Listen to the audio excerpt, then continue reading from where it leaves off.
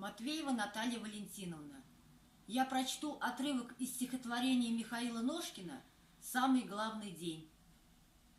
Война закончилась, и пушки замолчали, и годы сгладили великую беду, и мы живем, и мы опять весну встречаем. Встречаем День Победы, лучший день в году.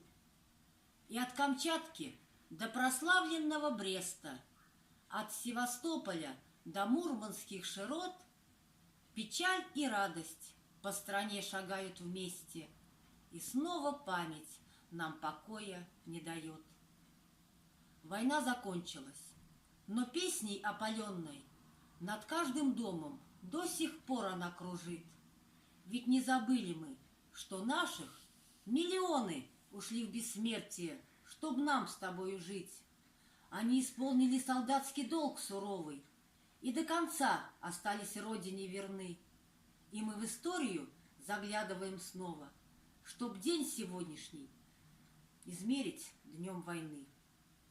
Война закончилась, и заживают раны, и в День Победы по восторженной стране, блестя наградами, шагают ветераны, фронтовики, герои, гордость наших дней.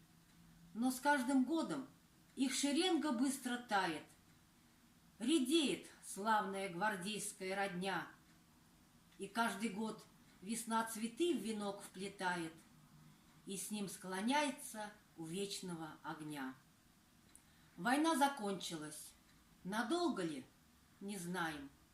Но знаем точно, где-то взведены курки, и пахнет порохом, и бродит мысль шальная проверить заново, уж так ли мы крепки.